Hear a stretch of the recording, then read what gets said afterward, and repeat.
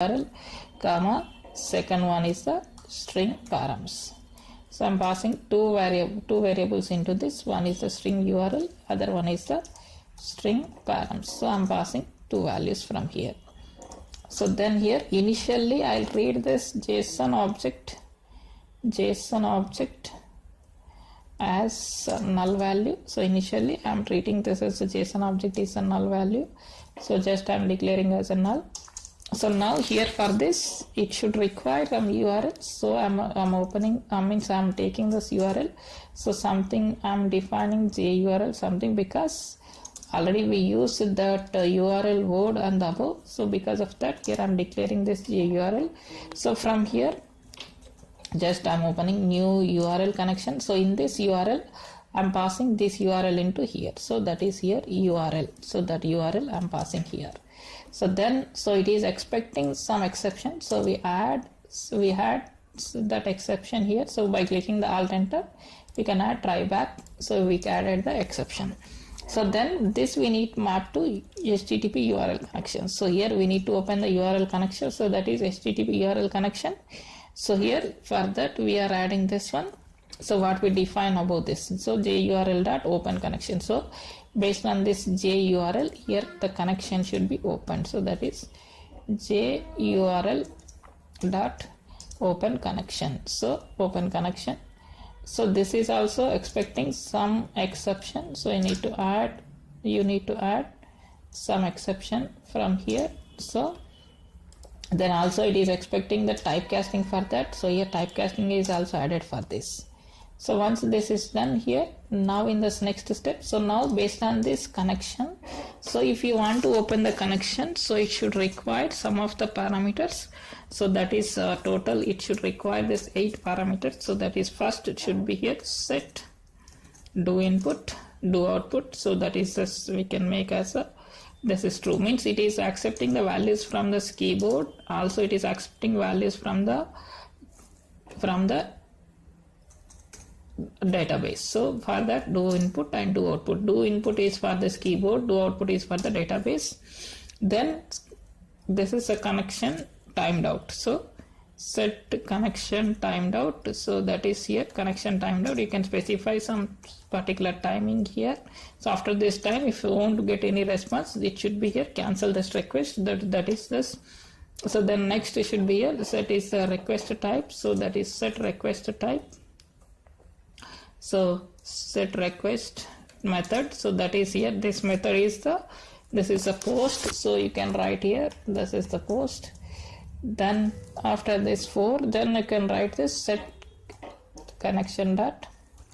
So connection dot set uses catch false. So just it won't accept this false. I mean don't want to store this one data. So that is a false.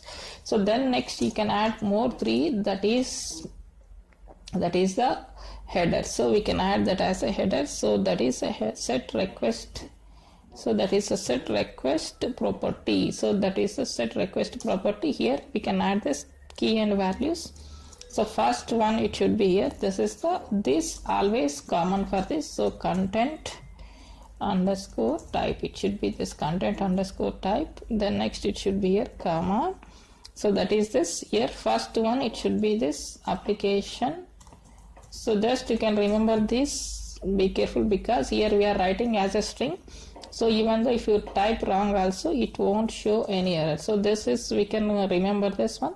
So here we are expecting this URL form is nothing but it should be in a encoded format. So that www.url encoded format. So here finally URL encoded. So we are expecting this as a URL encoded. So this is this encoded format.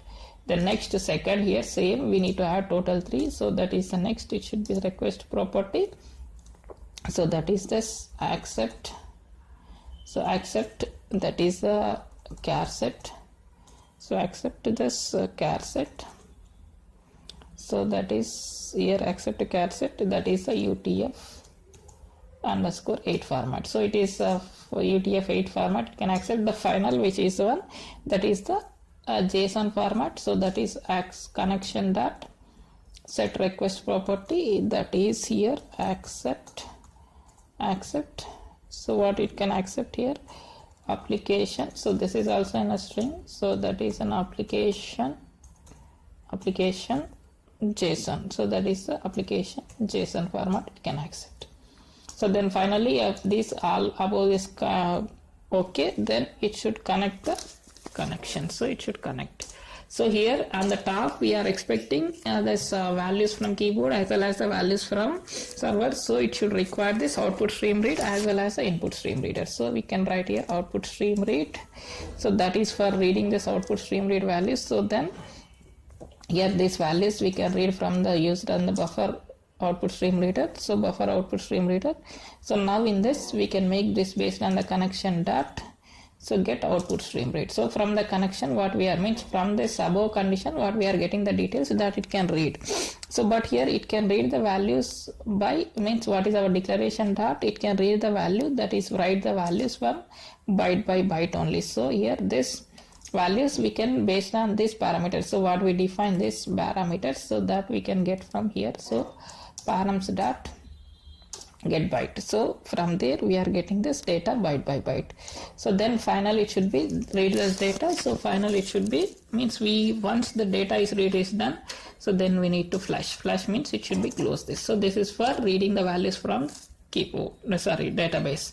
Then next it should be for input stream reader. This can read the value from keyboard. So that for that we are writing here input stream read. So then here I can write here new same like above buffer input stream reader. So then here also we'll get here that is what is our connection, what we define this URL connection dot get input stream read.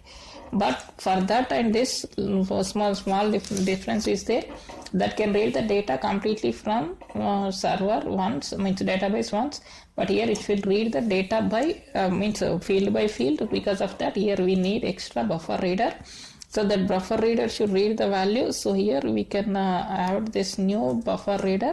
So just we are adding the buffer reader. So this buffer reader will create the new input stream reader. So from the input stream reader it can read the data. So how it can read the data? So that is what we define this above input stream reader. From there it can read the data one by one.